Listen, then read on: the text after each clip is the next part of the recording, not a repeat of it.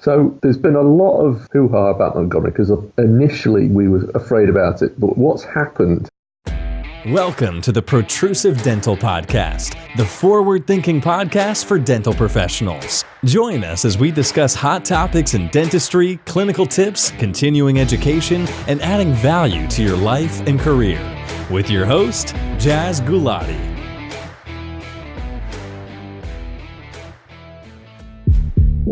Hello everyone and welcome to the Protrusive Dental Podcast. It's Jazz Gulati here. So today I've got Stephen Hudson on the show. We're going to be talking all things about like consent forms, note-taking, how not to get sued, the relevance of Montgomery. Who the hell is Montgomery?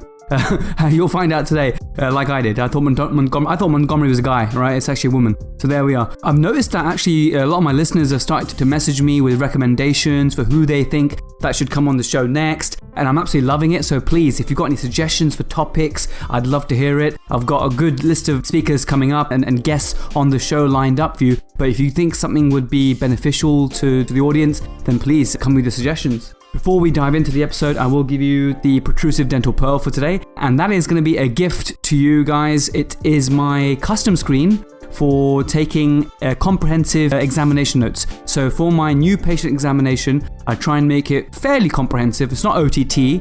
It's pretty detailed and you can fill in what you want, but basically the benefit of a custom screen, if you've never heard of a custom screen, is on Exact, Software of Excellence Exact. You can actually have a way of collecting notes where instead of having to have like a template where you're adding and deleting stuff, I've converted it into like tick boxes and drop downs. So it actually makes it really easy for your nurse to follow what you're doing.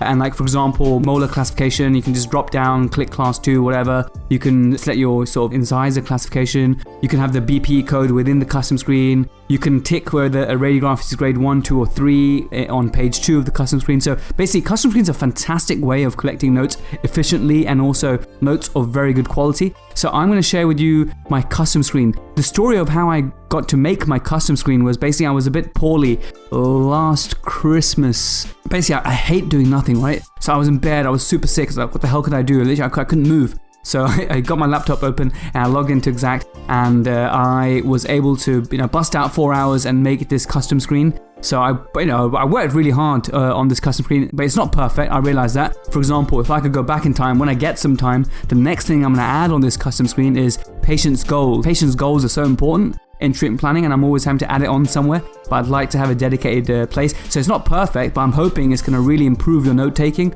So if you're using Software of Excellence or Exact, then you can download my custom screen and you will probably find a way. I can't tell you at the top of my head how to do it. I'll probably include this in my instructions on the website, how to actually install a custom screen and use it. Maybe like a video. That's a good idea, actually. I'm going to put a video on about how to install and use this custom screen. So I hope you like it. That is the pearl for you today. So let's join Steve Hudson for today's episode. So Steve Hudson, welcome to Protrusive Dental Podcast. Thanks so much for coming on. I wanted to have you on because in and amongst all the episodes I do, for example, the dial technique with Tiff Qureshi, thinking comprehensive, and we're talking about all these techniques and stuff, but none of this is valid or, it's borderline dangerous if our consent process isn't there. So that's why I'm having you on. I'm going to do a little bit of an introduction for you, but I'd like you to do a bit yourself. So Steve, I know that you are a sort of author in apocalyptic books, and that's what you like to do. You are, I believe, a retired dentist who does a lot of medical legal work. You have a blog called GDP Resources, which I find very useful, and I'll link that for my listeners. Can you add to your crappy introduction I've just given you? Well, the website has changed. It's Dental Law and Ethics now. Okay, brilliant. And the apocalyptic is mainly zombie fiction. Okay, zombie fiction, that's of course. And when did you retire clinically? This year. Oh, congratulations. Literally this year. Yeah, it's through health though. Okay, fine. And so now, am I right in that you do a fair bit of medical legal work? Well, I think probably for another year, because there's only a certain amount of time you can carry on doing it if you're not practicing. Oh, okay, fair enough. The courts like to think, well, you're not really practicing, so you're not really going to keep current, so... Okay, fair enough. So it's a shame because I think, obviously, I know for a fact that you're full of a lot of knowledge when it comes to this field. But if that's how it is, so that's exactly what I want to talk to you about. I was going to call you a medical legal expert, but I'm scared. This is this current state of affairs, Steve. I'm scared to call you an expert, and the reason I'm afraid to call you an expert is about a year ago there was a leaflet produced with my photo on it, and it said I'm some sort of expert in this splint I was using at the time, right? And then one of my good friends, my dear friends, I won't name and shame him, but he was looking out for me. He messaged me saying, look, I think just be careful with that term expert. And, then I reported back to the guy who made the leaflet, and, he's not a dentist. And he's like, well, what the hell? If you're not an expert, who is an expert? So, Steve, who the hell's an expert? I have no idea, mate. If you're actually on the specialist register, okay, it might be all right. I'm not actually convinced the GDC are that worried with that term. Okay, I'm glad you said that, because look, an expert for me, someone who, I love reading self-development books and that sort of stuff, and what I've gathered is you're an expert if you're in the top 5% of a population who knows about something. That's what I think. So, for example, compared to a layperson, I'm an expert in dentistry, I'm an expert in composite resin, I'm an expert in a lot of dental things, because a layperson wouldn't be. But if I was to call myself an expert in orthodontics, then, there's a grey line there. Yes, I have a diploma in orthodontics, so maybe I do have a right, but, maybe, you have lots of experience in orthodontics. So, I don't know if it's worth exploring this topic or not, but so you think it's not something worth worrying about too much? I think you have to be careful if it's like, if there's an official specialist field, like restorative. Then I'm going to be very controversial and say, who can call themselves an implant expert? I don't think there is a implantology specialty, is there? There isn't. So if I go on someone's website and dentist and say, I am an expert in placing dental implants, is that cool? Is that kosher? Is that halal? I think what the GDC don't like is you trying to make yourself sound better than anybody else. I think that's why they don't like using, if you get your BDS with honours, that's why they don't like using the honours bit. Well, that's BS, because I worked really hard to achieve my honours, right? I don't know. I think Cardiff everyone gets honours. Correct me if I'm wrong, but I think generally the degree you get is with honours, but I might be wrong there. I don't know. But look, I know a lot of dentists work hard to get their honours, and you stick it on because you've been awarded it. But anyway, that's a different topic. Look, Steve, let's dive right in. Okay, I want you to tell me who this Montgomery person is and what have they done caused such a massive stir in our profession, and if you can please clarify in relation to Bolam, and if you can make it tangible for the listeners. Okay, well, Montgomery was a legal case brought in Scotland. It was a woman who was pregnant, and because she was diabetic, she had a certain risk of giving a natural birth, and she wasn't given the warnings about that risk. So what happened, she had the birth, and that risk materialised in the child. I think the child got some shoulders, there was some sort of shoulder dysgeusia, and so she went to the court to sue because she said if I'd been given the risk, I would have had a caesarean. And the Scottish court said no. And they kept throwing the case out, and it wasn't until it went to the Supreme Court that the judges agreed with her and awarded her quite a large amount of money. So there's been a lot of hoo-ha about Montgomery because initially we were afraid about it, but what's happened is the court take this kind of case law and then they interpret it themselves, and I don't think they've gone down the road we were afraid they would. And to be honest, all Montgomery has done is brought the legal side of negligence to the same standard as the regulatory side, because if you look at the standards are saying this since 2013. You mean the GDC standards, right? Yeah, they've got a whole principle, number 3, obtain valid consent, and it's all about you must obtain valid consent before starting treatments. So what's changed? Make it tangible to dentistry. Monday morning or whenever I go by practice, because of Montgomery, what do I have to do now to make sure I'm doing things by the book? Is there anything? Any specific scenarios? Make it tangible. Well, the Montgomery duty requires patients to be given the choice. So it's not enough to advise of the risks and benefits of a recommended treatment. You must also tell of the risk of any other reasonable alternative. So generally, if you're doing a composite and you give them the risk of the composite, you kind of got to let them know about the option of amalgam as well, as long as we can still do amalgam. Now, the challenge arises... So option and the risks of the amalgam as well? Yeah, because it's a viable treatment. Because a composite has risks and benefit, and an amalgam has risks and benefit. And some patients will go for the amalgam, believe it or not. It's true, but I'm really airing the frustrations of our profession, because where do you draw the line? Because there's as Lincoln Harris once taught me, there's about 72 different ways to treat a cavity. For example, do I now need to also discuss, okay, I can also put a sandwich, I can put a GIC at the base, then put the composite, okay, and that's another way. Hell, I can do an inlay, okay, so do I need to now discuss inlay? That's a viable choice. Clinically, that's a viable choice, okay? So where do you draw the line? This is ridiculous. Well, that's where the next bits come in. Okay. Montgomery requires a doctor or dentist to take reasonable care to ensure the patient is aware of any material risks involved in any recommended treatment and of any reasonable alternative or variant treatment. So it's the reasonable word is what comes in. So it wouldn't be reasonable for you to have to go through because I actually figured out it was 48 ways to fill in a occlusal cavity. So with all different linings. So it would not be reasonable for you to sit down because the patient wouldn't understand it invariably. Absolutely. So the problem is the only body that can determine what reasonable is a court. Yeah. So you should be reasonably aware that the particular patient would like to take significance in it, and that comes through the conversation you have with the patient before treatment. Okay, so what should that conversation involve to make sure we get the right feel of the patient? Yeah, so you basically got to make sure the patient is on board with you, that you've got rapport. Because if you don't have rapport, you probably shouldn't be treating them. Yeah, if you can tell there's that sort of hesitancy, they probably don't like you, the conversation's not flowing, you know when the patient's not on your side. Absolutely. Yeah, and you just shouldn't be treating those people. So I'm going to jump straight to question 7 because I made a list of questions to ask you. So we've gone from Montgomery, which is question 1. I'm going to go straight to question number 7, which is exactly about the situation. So let's say we've encountered this patient now, okay, and for those who listen to the basic implant occlusion episode with Ivan from the US, he talks about red flag patients. Yeah. So he's got a system of, you know, 2 yellow cards and a red card, and he's trained his staff to do this, right? So I have a red flag patient in front of me, just from the history that they're giving me, and I'm feeling uncomfortable in doing any treatment for this patient. How can you let them down in a way that is respectful and courteous and within the law? Basically, with experience, you'll find a way to get rid of patients. Commonly, there's some tactics employed. I'm not endorsing these tactics. Is quadrupling your fees, which I don't think is really a great strategy.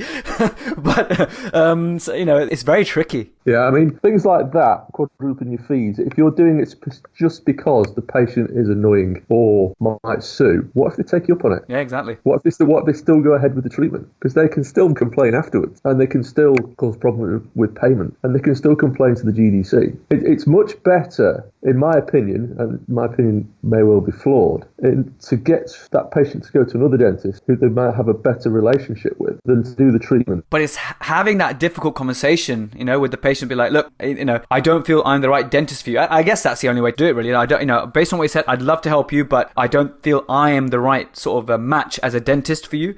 You've got to do it case by case, but it's a tricky conversation to have. The ways I've done it in the past are exactly that. Just be honest. Say, I'm not the dentist for you. And half the time they went, yeah, you're right, which can be a bit bruising to your ego.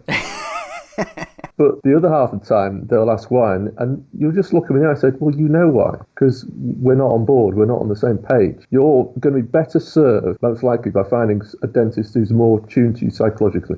Mrs. Smith, I want the best for you. I think I'm not the best dentist for you. And I think that, yeah, fair enough. Honesty is the best policy, and I think that's as best as answer we can possibly get in this sort of question. Yeah, what I've just said is obviously for entertainment purposes only, because I'm not a lawyer. Yep. I can't give legal advice. Absolutely. Anything I ever say on any of my episodes is for entertainment purposes only. I'm just putting it out there. If you look at the principle 1 of the GDC standards, it says put patient's interests first. So if you're going to treat this patient and you're going to be able to give them the result they want, you're not doing that. Perfect. Love it. So, I mean, Paddy Lunn said it. Yeah. I mean, Paddy Lunn's been bashing on about that for years. Yep. Don't treat patients you don't like because they invariably don't like you. Yep. And don't treat patients you can't have a laugh with, and it's something I've said before, and it's a good way to practice, actually. So next question, my friend Steve, is consent forms. They aren't worth the paper they are signed on. What is your advice, you know, being involved in the medico-legal field, being the expert?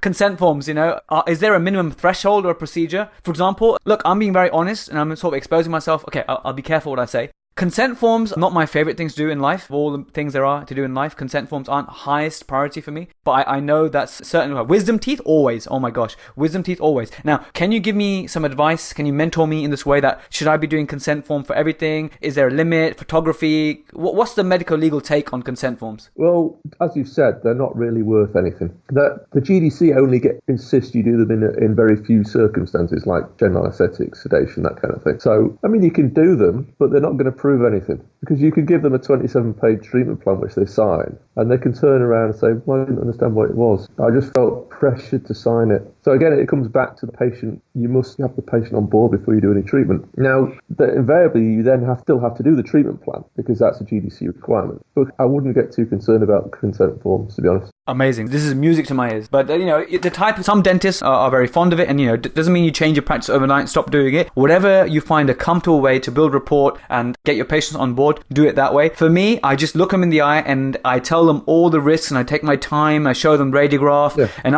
as long as I feel we have an understanding, And sometimes what I love doing is I love quizzing my patients. I say, okay, so what did I say the risks were from last time? What did I say this? And half the time they don't remember, but I remind them and I write down my notes.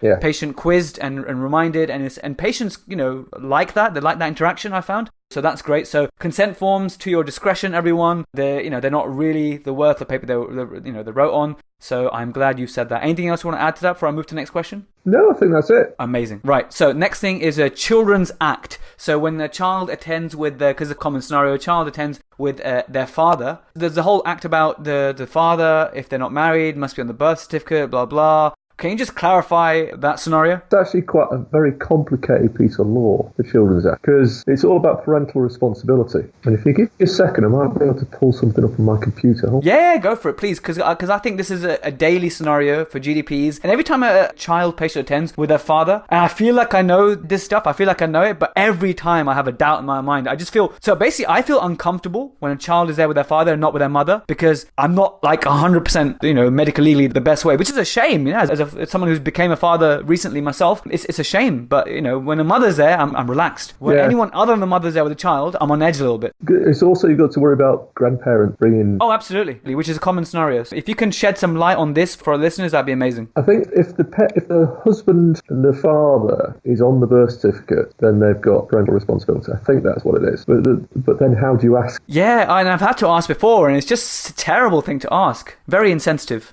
There's also things about children's consent, because the child is Gillick competent, so then they can consent to treatments, but they can't refuse treatment. So generally, I would have the parents on board with until the kid's 16, because then the child becomes a young adult, and it gets even more complicated then. I'm still trying to find this thing I'm looking for. No worries, but I'm going to jump in now. Now a 15-year-old Gillick competent patient comes, okay, and they need some teeth whitening. And I don't mean they want teeth whitening. I genuinely mean, Steve, they need teeth whitening. They've got yellow, brown teeth, and they're being bullied at school, okay? And I see this on the dental forums all the time. Oh, I've got a 17-year-old. Oh, I've got a 15-year-old. I've got a 12-year-old patient. And by the letter of the law, you can hack these teeth down for veneers. You can slap on some composite, which is going to need, replacement events for the rest of their life. And I don't care what anyone says, composite veneers, they will need maintenance and replacement. So that's all kosher and fine. But then the teeth whitening bit. So what is the medical legal stance? Because I hear it banded around that actually, if there is a psychosocial element to it, i.e. the child being bullied, then whitening is allowed. Is that written anywhere? The problem with that, if they're below the age of 18, there's European law. Yep. That says you can't do the whitening. Hashtag Brexit. Yeah, well, it's probably going to be still in British law for a good while yet, even if we do leave, which I don't think we will. I still don't see that happening.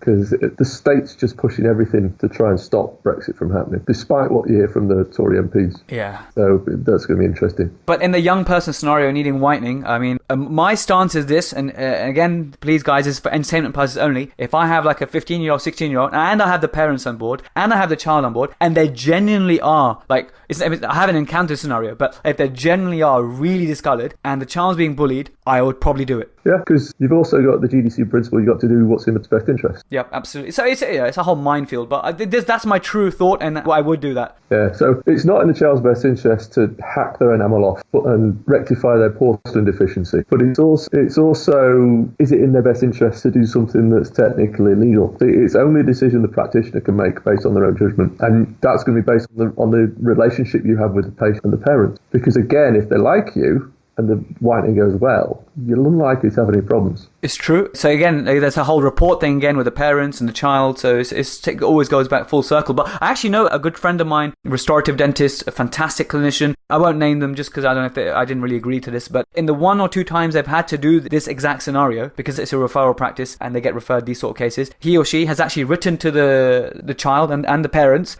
and explicitly written in the letter, I will be carrying out illegal tooth whitening on you. This is illegal. Yeah. In the letter. And everything's like really transparent. I can tell you what the DDU say. Yes, please. So it says, under the law, patients must be aged 18 or over. Although the GDC makes an exception for whitening the teeth of under 18s when used wholly for the purpose of treating or preventing disease, the DDU cannot envisage any circumstances where this might be the case. Our legal advice is that there are no exceptions to the rule and all patients must be aged 18 or over. Wow, that is very strongly worded. So there you go. So DDU says no, not in any circumstance, because they can't envisage that scenario. But what is the definition of disease? Once again, it's completely ignoring the mental side of it, which I think, I'm sorry, DDU, but I don't like that. Yes, well, I can't comment on the DDU.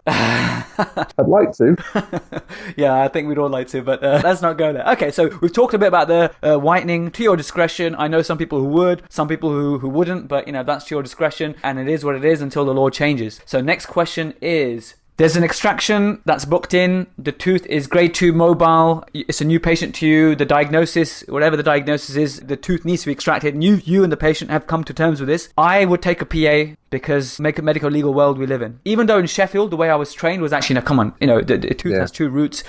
As you know, you don't really need a PA. But nowadays, I don't know a single clinician nowadays who are out, in practicing who wouldn't take a PA in that scenario. So any comment on taking PAs prior to XLAs? I think you'd take a PA. I think that's the way to do it now. Personally, I would also do a PA. Fine. So it is what it is.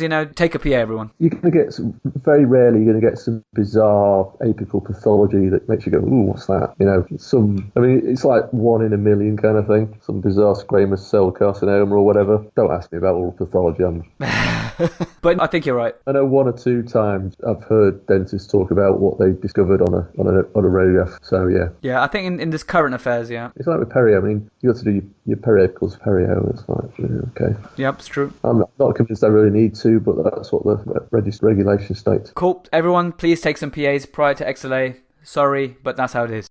Next one is... I think if it's an upper one that's literally wafting in the breeze when they breathe in and out, yeah, you're probably going to be all right with that, to not do a PA. But don't quote me on it. Yeah, of course not. But you know what I do in that scenario? I'd get my intraoral camera out and I'd take 3 photos of that tooth in extreme buccal position, in middle position, and extreme lingual position, just so it's like crystal clear. the degree of mobility. I think what you've highlighted actually is there's no proper guidance. There's no, this is how you should do it, written down on a piece of paper somewhere. Everything's a bit vague. It's a bit wishy-washy. And there's a reason for that, because dentistry isn't the kind of thing you can have set rules for. But the drawback is everything's open to interpretation. And when it's open to interpretation, then you get some fancy lawyer up on the stand who's got his interpretation that it might sound completely wacky, but if a judge goes for it, then you... It's both a blessing and a curse in dentistry that everything is obviously open to interpretation. But there are upsides to that as well, obviously, because you can, justify and argue and that sort of stuff. So that's cool. Next question is, I used to work with a male nurse, right? And I'm terribly sorry to my listeners if I have said this story before, but it's a funny one, so listen now. So I used to work with this male nurse, right? And he was taller than me, broader than me, and he was a Sikh guy, and he had a bigger turban than me, right? So it's in private practice, and I know he's listening to this probably right now, and I'm just trying to say, hey Chantej, I hope you're doing well. And anyway, so he's actually a dentist in India, and now he's just done his ORE and stuff. So patient comes in, female patient. Okay, and obviously he's my nurse and I'm the dentist. And quite a lot of times the patient would assume that he's the dentist because he's got a bigger turban and stuff and more authority and stuff, which was always a funny scenario. And the other funny thing was when I'd be sort of leaning in with the mirror and the handpiece and he'd be leaning in with the suction, our turbans would clash, which is like a completely like unprecedented scenario in clinical dentistry in the UK, I imagine. So that's my funny story done. But okay, in this scenario, I feel in this current climate, 2 male nurses, female patient, that's a no-go. I think you might be right. Yeah. I can't quote you the law on it, and people will say that there's no problem. But the climate is so fear-driven now that I think you have to have if there's a female patient, you have to have a female in the room. Chaperone. But then that brings in all the other issues about transgender and all the different other genders that are now coming out. It's a minefield. It really is, and women want equality, and I'm a big fan of equality and stuff. But what about the scenario when you have a female dentist, a female nurse, and a male patient? I know it sounds stupid, but how is that different, really? If you want equality, I don't know the answer to that. No, it's actually things like that. A stupid rhetorical question, anyway. So fine. So next question, thank you for that. Was so you're allowed to make a recommendation. Under the GDC, you should make a recommendation to your patient, which I think is a very sometimes a forgotten point. point, and it's a useful thing to have when you're explaining to patients that you're allowed to recommend a treatment option. And then when the patient says no, and they're completely within their right to refuse treatment for any reason, what do you recommend us GDPs do when a patient, they need an extraction and or they need a splint even, and this, you've come to the conclusion that that's what's going to be the most appropriate thing for their health, for the prevention or whatever. So, and the patient declines. All you have to do is just write it in the notes. Okay, patient declined and risks warned. Is that as much as we need to do, or should we get it in writing? So that's the sort of direction I want to explore with you. Well, basically, you explain to the patient why you recommend the treatment, the benefits of the treatment and the risks of not having, and the risks of the treatment, and also the benefits of not having the treatment and the risk of not having the treatment. And then you record that in the clinical note. Because the patient has a right to make what we might think is foolish decisions, because it's their body.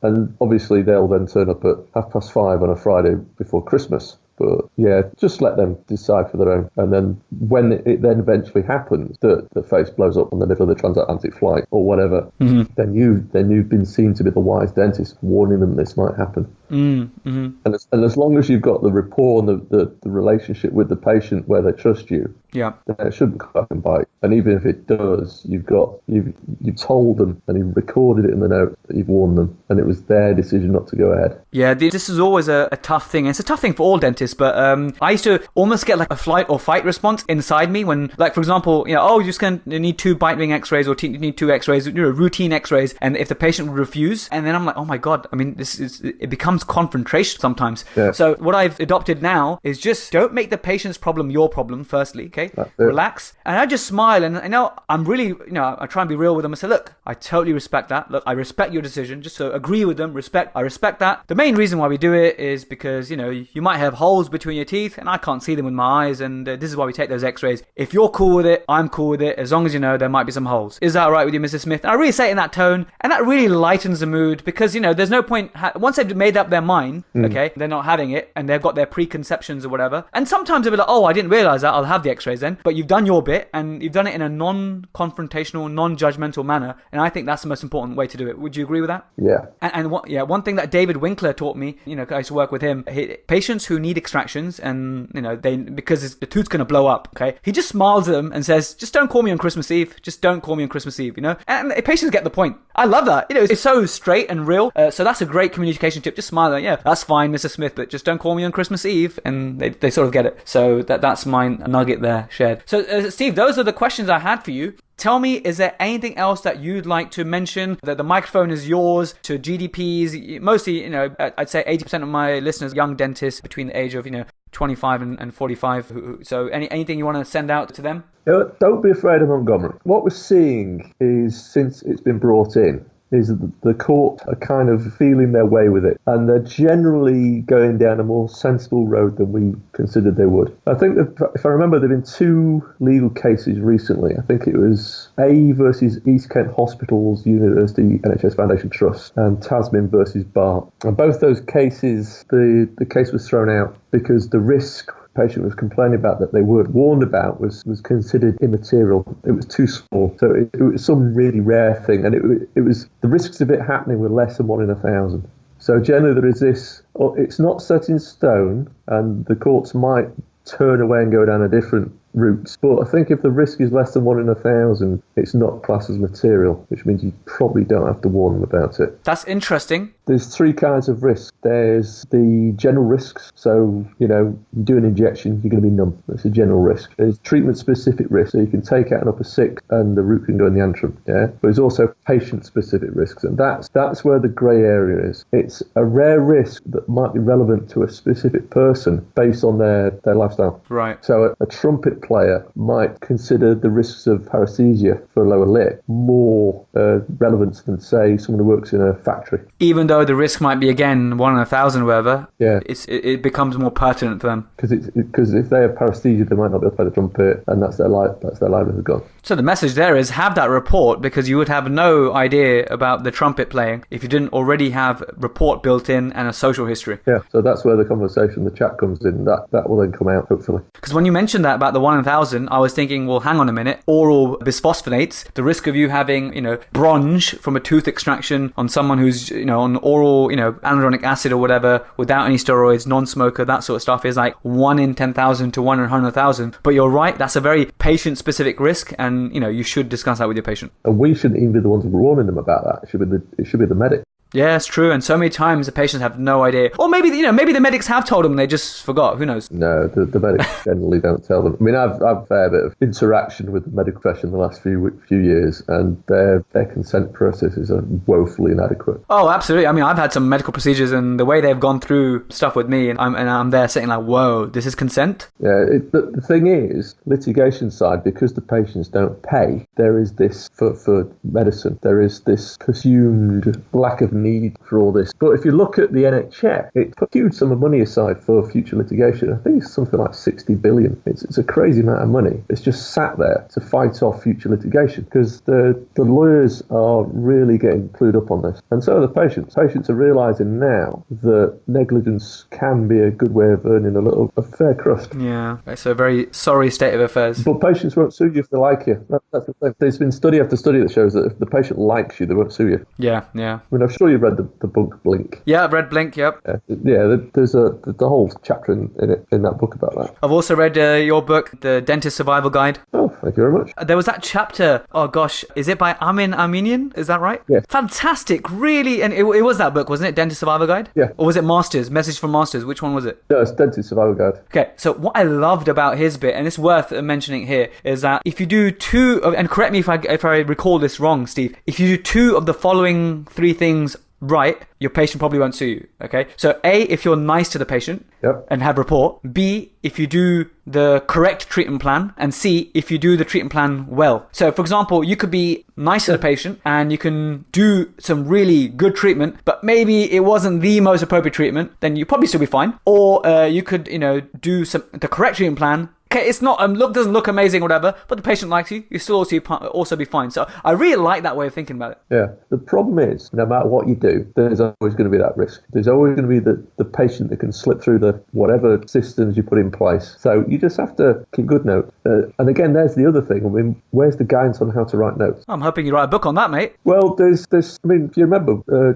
dental tube. I got some guys from Dental Tubules, and we did the examination. What to write for examinations, what to write for restorative procedures. Oh yeah. Yeah, which is given away free on my website. Just thought I'd mention that. No, absolutely. I'll link everyone as well, because this is, people always like, quote unquote templates and whatnot, because it really helps you as a signpost to make sure that you're consistently recording notes at a high standard. Yeah, because there's guidance from the Faculty of General Dental Practitioners on what to write for examinations. There's guidance from the Perio Society on what to write for periodontal treatments, and there is a little bit of guidance. I don't know how it can be called guidance, but it's the only thing we've got. It's a position paper from the European Endodontic Society or something, which I think that's now classed as what you should record when you're doing endodontic treatment.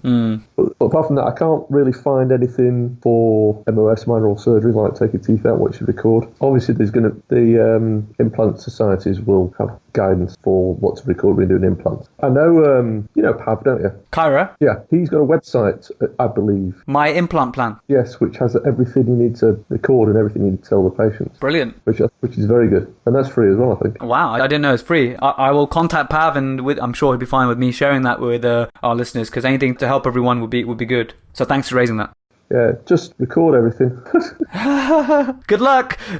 Get your nurse to do it. While you're having a conversation with the patient, your nurse could be typing away. So I'm so glad you mentioned that. Yeah, so my nurses, I try and train them as much as possible that when I'm done with my patient, there should literally be like a transcript. Like Jazz said this, patient said this. So yeah, fair enough. Some nurses are better than others, but hey, there's this service. I've seen an advert for it. It's like I don't know, Heroku or something it's called. It's where apparently it's like an Amazon Echo that's listening to your conversation and like converting into notes and stuff. So if anyone's got experience with that and wants to give feedback on how that's going, please let us know, because that's anything that can help everyone record notes better, faster, quicker, that sort of stuff. So that's interesting as well. Yeah, we're going to have huge databases of patient conversations in the future. We're going to need a whole server farms full of these. Now, I don't think we need to go to that level. I think just because if it's in the note, the court will generally say that's what's happened. The problem is you can't rely on templates, because I've actually seen this in legal cases where you've got the note and it's the notes of Mr. Smith, and halfway through the record of that day, patient warned about pregnancy. Yeah. So it's been cut and pasted and they've not actually read through. Your notes can have a certain degree of templates applied to them, but they still have to be bespoke. This is why I like custom screens. Are you familiar with custom screens? I try and avoid computers as much as possible. You are so old school. No, Steve, custom screens are amazing, and this actually gave me a really good idea.